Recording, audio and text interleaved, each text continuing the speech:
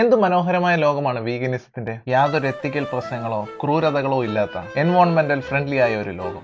നമ്മൾ മനുഷ്യർ ഒംനിവോറിൽ നിന്നും ഹെർബിവോർ ആവേണ്ട സമയമായോ? ഈ പ്ലാൻ ബേസ്ഡ് ഡയറ്റ് മനുഷ്യർക്ക് വേണ്ടിയാണോ അതോ കോർപ്പറേറ്റുകൾക്ക് വേണ്ടിയാണോ? നമുക്ക് നോക്കാം. വളരെ വർഷങ്ങളായി തന്നെ വെസ്റ്റേൺ രാജ്യങ്ങളിൽ ചർച്ച ചെയ്യപ്പെടുന്ന ഒരു ടോപ്പിക്കാണ് veganism.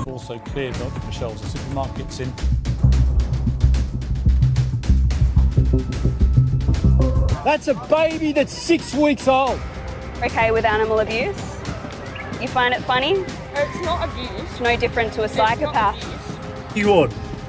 Eating a poor, helpless chicken. റീസെന്റായി ഇന്ത്യയിലുള്ള ഇൻഫ്ലുവൻസേഴ്സും വീഗനിസത്തിനെ കുറിച്ച് ചർച്ച ചെയ്തു വരുന്നു. എന്താണ് വീഗനിസം? വീഗനിസവും വെജിറ്റേറിയൻസും തമ്മിലുള്ള വ്യത്യാസമുണ്ട്. കാലാകാലങ്ങളായി ഇന്ത്യയിൽ വെജിറ്റേറിയൻസും നോൺ വെജിറ്റേറിയൻസും അണ്ണൻ തമ്പികളെ പോലെയാണ്, നല്ല ടേംസിലാണ്. നമ്മൾ സ്കൂളിൽ പോകുമ്പോൾ മറ്റുള്ളവരുടെ പാത്രത്തിൽ നിന്നും വെജിറ്റബിൾസ് എടുക്കുന്നു, നമ്മുടെ പാത്രത്തിൽ നിന്ന് 2 മീൻ കൊടുക്കുന്നു. അങ്ങനെ നമ്മൾ വെജിറ്റേറിയൻസും നോൺ വെജിറ്റേറിയൻസും തമ്മിൽ ജസ്റ്റ് വെജിറ്റബിൾസിന്റെ പ്രശ്നം മാത്രമേ വരുന്നുള്ളൂ. ഇന്ത്യയിലെ വെജിറ്റേറിയൻസ് ഒരിക്കലും ക്രൂവാലിറ്റി തടയാനൊന്നും അല്ല വെജിറ്റേറിയൻസ് ആയിട്ടുള്ളത്. ഒന്നെങ്കിൽ മീറ്റ് ഇഷ്ടമില്ലാത്തതുകൊണ്ടോ. ചേട്ടാ കുറച്ച് ചോറിട്ടെ. വേണ്ട. ലേശം മോരൊഴിച്ച് കഴിക്കാനായിട്ട് വേണ്ടെന്ന്. ഇത്തിരി തൈര് ഒഴിച്ചു. തന്നോടല്ലേ പറഞ്ഞു വേണ്ടെന്ന്. അല്ലെങ്കിൽ എന്തെങ്കിലും മതപരമായ കാരണങ്ങൾ കൊണ്ടോ ആയിരിക്കാം. उधर देखो, गौ रक्षा दल बीफ. ഇന്ത്യയിലുള്ള വെജിറ്റേറിയൻസിന്റെ പ്രധാന പ്രോട്ടീൻ സോഴ്സ് തന്നെ പാല്, പനീർ, ചീസ് ഒക്കെ തന്നെയാണ്. പക്ഷെ വീഗൻസ് അങ്ങനെയല്ല. വീഗൻസ് യാതൊരു തരത്തിലുള്ള ആനിമൽ പ്രൊഡക്റ്റ് ഉപയോഗിക്കത്തില്ല. പാൽ ഉപയോഗിക്കില്ല, പനീർ ഉപയോഗിക്കില്ല, ഹണി ഉപയോഗിക്കില്ല. വീഗൻസിന്റെ ദേഹത്തൊരു കൊതുക് കടിച്ച് അതിനെ അടിക്കില്ല. തലയിൽ ഒരു പെയിൻ പോയാൽ ആ പെയിന് വളരാനുള്ള അറ്റ്മോസ്ഫിയർ തലയിൽ ഒരുക്കി കൊടുക്കും. നിന്റെ മുടി കഴിച്ചേ.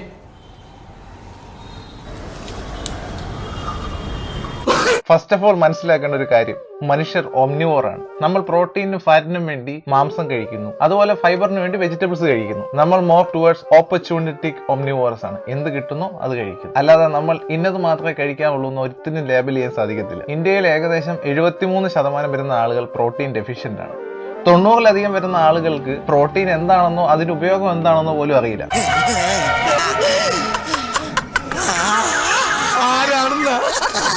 നമ്മുടെ ശരീരത്തെ ടിഷ്യൂസിന്റെ മെയിൻ്റെനൻസും അതിന്റെ വളർച്ചയ്ക്കും ആവശ്യം വരുന്ന ഒരു എസെൻഷ്യൽ മാക്രോ ന്യൂട്രിയന്റ് ആണ് പ്രോട്ടീൻ. അതുപോലെ എൻസൈംസിന്റെ പ്രൊട്ടക്ഷൻ, ഹോർമോണൽ ബാലൻസ്, ഇമ്മ്യൂണിറ്റി തുടങ്ങിയ എല്ലാത്തിനും പ്രോട്ടീൻ വളരെ ആവശ്യമുള്ള ഒരു സംഭവമാണ്. ഈ പ്രോട്ടീന്റെ ഒരു പ്രോബ്ലം എന്താണെന്ന് ചോദിച്ചാൽ, നമ്മൾ കഴിക്കുന്ന പ്രോട്ടീൻ ഒരു കംപ്ലീറ്റ് സോഴ്സ് ഓഫ് പ്രോട്ടീൻ ആണെന്ന് ഉറപ്പുവരുത്തണം. ഈ വെജിറ്റബിൾ സോഴ്സ് ഓഫ് പ്രോട്ടീന്റെ പ്രശ്നം, ഒരു individual veg source of protein എടുത്താൽ അതിൽ 9 അമിനോ ആസിഡ്സിന്റെ പ്രസൻസ് ഉണ്ടാവത്തില്ല. അപ്പൊ എന്ത് ചെയ്യണം? ഒരു കോമ്പിനേഷൻ ഉണ്ടാക്കിയെടുക്കണം. ഈ 9 അമിനോ ആസിഡ്സ് ഒന്നിച്ച് വരുന്ന ഒരു കോമ്പിനേഷൻ ഉണ്ടാക്കി എടുത്താൽ മാത്രമേ ഒരു കംപ്ലീറ്റ് സോഴ്സ് ഓഫ് പ്രോട്ടീൻ ഒരു മനുഷ്യന് ലഭിക്കുകയുള്ളൂ. അതിനെന്ത് വേണം? ഫസ്റ്റ് ഓഫ് ഓൾ അതിനെക്കുറിച്ചുള്ള വിദ്യാഭ്യാസം വേണം. ഏത് അമിനോ ആസിഡ്സ് ആണ് ഏതിലാണ് ഉള്ളത്, ഏതിന്റെ ഒരു കോമ്പിനേഷനിലാണ് ഇതെല്ലാം ലഭിക്കുന്നത് തുടങ്ങിയിട്ടുള്ള ഒരു അറിവ് ഉണ്ടാവണം. അതുപോലെ എല്ലാത്തിന്റെ അവൈലബിലിറ്റി ഉണ്ടാവണം, അത് വാങ്ങാനുള്ള കാശ് ഉണ്ടാവണം. അത് കമ്പയർ നോക്കുമ്പോൾ ഈസി ആയിട്ട് ഒരു കംപ്ലീറ്റ് സോഴ്സ് ഓഫ് പ്രോട്ടീൻ കിട്ടുന്നത് എപ്പോഴും ആനിമൽ സോഴ്സ് ഓഫ് പ്രോട്ടീൻ എന്നാണ്. അതായത് മീറ്റ് അല്ലെങ്കിൽ എഗ് അല്ലെങ്കിൽ milk or cheese or what ever. നമ്മുടെ വീട്ടിൽ തന്നെ നോക്കിയാൽ അറിയാം, നമ്മുടെ അമ്മയും അച്ഛനും ഒക്കെ ഒരു ലോഡ് ചോറ്, കുറെ പച്ചക്കറി, പിന്നെ ഒരു മീനോ അല്ലെങ്കിൽ ഒരു പീസ് ചിക്കനോ. ചിക്കൻ അധികം കഴിച്ചാൽ എന്തോ മോശം കാര്യമാണെന്നുള്ള രീതിയിലാണ് അവരിത് കഴിക്കല്. ഇനി എവല്യൂഷണറി പെർസ്പെക്റ്റീവ് നോക്കിയാൽ തന്നെ മനുഷ്യൻ ഒരിക്കലും ഏതർ കാർണിവോർ അല്ലെങ്കിൽ ഹെർബിവോർ ആവാൻ സാധിക്കത്തില്ല. അപ്പോൾ ചിലപ്പോൾ വീഗൻസ് നമ്മളെയും ഗൊറില്ലയായിട്ട് കമ്പയർ ചെയ്യും. നമ്മൾ മനുഷ്യരും ഗൊറില്ലയും 98% DNA ഷെയർ ചെയ്യുന്നുണ്ട്. ഗൊറില്ല കുറെ മില്യൺസ് ഓഫ് ഇയേഴ്സ് കൊണ്ട് എവല്യൂട്ടായി ഒരു കംപ്ലീറ്റ് ഹെർബിവോർ ആയിട്ട് മാറിയിട്ടുണ്ട്. പക്ഷെ അതിന്റെ കാരണം അതിന് ഹണ്ട് ചെയ്യാൻ പറ്റാത്തതുകൊണ്ടാണ്. ഗൊറില്ല കുറച്ചുകൂടെ ഓപ്പൺ സ്പേസിൽ ജീവിക്കുന്നതാണ്. ഒരു ഭക്ഷണം കഴിച്ച് നിലനിന്ന് പോകണമെന്നുണ്ടെങ്കിൽ അതിന് ഹെർബിവോർ ആയേ തീരുള്ളൂ. ഒരു ഗൊറില്ലയുടെ വയർ, അതിന്റെ ഗട്ട് ശ്രദ്ധിച്ചാൽ മനസ്സിലാവും, വളരെ വലുതാണ്. ഒരു വളരെ വലിയ ഭീമാകാരം, ഒരു മനുഷ്യന് വേണേൽ അകത്ത് പോയിരിക്കാൻ പറ്റുന്ന അത്ര വലിയൊരു വയറാണ് അതിൻ്റെത്. അതിന്റെ കാരണം എന്താണ്? വെജിറ്റബിൾസ് കഴിച്ച് അത് ഡൈജസ്റ്റ് ചെയ്യാനുള്ള ഒരു ഇൻഡസ്റ്റൈൻ അത്ര വലുതാണ്. പക്ഷെ മനുഷ്യന്റെ ഇൻഡസ്റ്റൈൻ നോക്ക് വളരെ ചെറുതാണ്. നമുക്ക് ശരിക്കും ഒരു ബാലൻസ്ഡ് ഡയറ്റ് ആണ് ആവശ്യം. നമുക്ക് രണ്ടും ദഹിപ്പിക്കാം. മീറ്റ് കൊടുത്താൽ മീറ്റും ദഹിപ്പിക്കാം, വെജിറ്റബിൾസ് കൊടുത്താൽ വെജിറ്റബിൾസ് ദഹിപ്പിക്കാം. കുക്കിംഗ് ഒക്കെ കണ്ടുപിടിക്കുന്നതിന് കാലങ്ങൾക്ക് മുമ്പ്, മില്യൺസ് ഓഫ് ഇയേഴ്സ് മുമ്പ് മനുഷ്യർ ഒരു ഹണ്ടർ ഗ്യാദറേഴ്സ് ആയിരുന്നു. നമ്മൾ എപ്പോഴും വിശന്നിട്ടാവും ഉണ്ടാവുക. ഓടി നടന്ന് മൃഗങ്ങളെ വേട്ടയാടി കഴിച്ച്, അതായത് അന്നത്തെ ദിവസം എന്ത് ലഭിക്കുന്നോ അത് വെജിറ്റബിൾ ആയാലും നോൺ വെജ് ആയാലും അത് കഴിച്ച് വിശപ്പടക്കിയിരുന്ന ആൻസിസ്റ്റേഴ്സ് ആയിരുന്നു നമുക്ക് ഉണ്ടായിരുന്നത്. പക്ഷെ സസ്റ്റൈനബിൾ ആയിട്ട് ജീവിക്കാൻ വേണ്ടി ഇവരെന്ത് ചെയ്തു? ഒരുപാട് വർഷങ്ങൾ കൊണ്ട് മനുഷ്യർ ഹൈലി എഫിഷ്യന്റ് ആയ ബ്രീഡുകളെ കണ്ടുപിടിച്ച് അതിനെയൊക്കെ സെലക്റ്റീവ് ബ്രീഡ് ചെയ്ത് അതിനെ ഡൊമസ്റ്റിക്കേറ്റ് ചെയ്ത് കാലങ്ങളായി കൊണ്ടുവന്നിട്ടുള്ളതാണ് ഇന്ന് നമ്മൾ കാണുന്ന പശുക്കളും കോഴികളും ആടുകളും ഒക്കെ. നമ്മളും ഇത്തരം ഡൊമസ്റ്റിക് മൃഗങ്ങളുമായി ഒരു സിംബയോട്ടിക് റിലേഷൻഷിപ്പ് തന്നെയുണ്ട്. നമ്മൾ അവർക്ക് പ്രൊട്ടക്ഷൻ കൊടുക്കുന്നു, പകരം അവര് നമുക്ക് മുട്ടയും മീറ്റും ഒക്കെ തരുന്നു. ആഹാ, മുട്ടയും ഉണ്ടോ? നമ്മൾ എന്ന് ഈ സിംബയോട്ടിക് റിലേഷൻഷിപ്പ് നിർത്തി നമ്മൾ ഇനി തൊട്ട് വീഗൻസ് ആവാൻ പോവാണ്, നമ്മൾ ഇനി വീഗൻ പ്രൊഡക്റ്റിനെ നമ്മൾ കഴിക്കുന്നുള്ളൂ എന്ന് പറഞ്ഞ് നമ്മൾ തുടങ്ങി കഴിഞ്ഞാൽ കാലങ്ങളായി നമ്മുടെ ആൻസിസ്റ്റേഴ്സ് ഇട്ടേക്കുന്ന എഫേർട്ട് മൊത്തം വേസ്റ്റ് ആവുകയാണ്. സിസ്റ്റമാറ്റിക് ആയിട്ട് പോകുന്ന ഈ ഒരു സൈക്കിള് നമ്മൾ ബ്രേക്ക് ചെയ്യുവാണ്.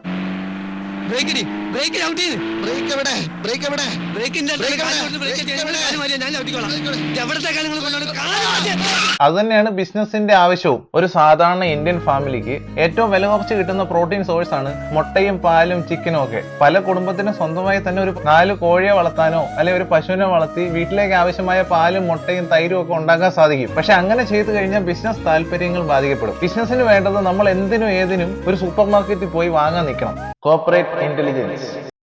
എന്റെ ഒരു സംശയം, ഈ വീഗൻസ് ഒന്നും വീട്ടിൽ പെറ്റുകളെ വളർത്താറില്ലേ? പട്ടിയും പൂച്ചയൊന്നും വളർത്താറില്ലേ? അങ്ങനെ വളർത്തുവാണെങ്കിൽ തന്നെ ഈ പട്ടിക്കും പൂച്ചയ്ക്കും ഇവരെന്താ രാവിലെ വൈകിട്ടും വെജിറ്റബിൾസ് ആണോ കൊടുക്കണേ? നിങ്ങളുടെ പട്ടിക്കും പൂച്ചയ്ക്കും നിങ്ങൾ ഒരു പാത്രത്തിൽ കുറച്ച് വെജിറ്റബിൾസും മറ്റൊരു പാത്രത്തിൽ കുറച്ച് മീറ്റും വെച്ച് കൊടുത്ത് ഏതാണ് അത് തിരഞ്ഞെടുക്കുന്നതെന്ന് നോക്കാം. അങ്ങനെ നിങ്ങൾ നിങ്ങളുടെ പട്ടിക്കോ പൂച്ചയ്ക്കോ വെജിറ്റബിൾസ് കൊടുക്കുന്നുണ്ടെങ്കിൽ അതിനോട് ചെയ്യുന്നതിന്റെ പേരാണ് അബ്യൂസ്.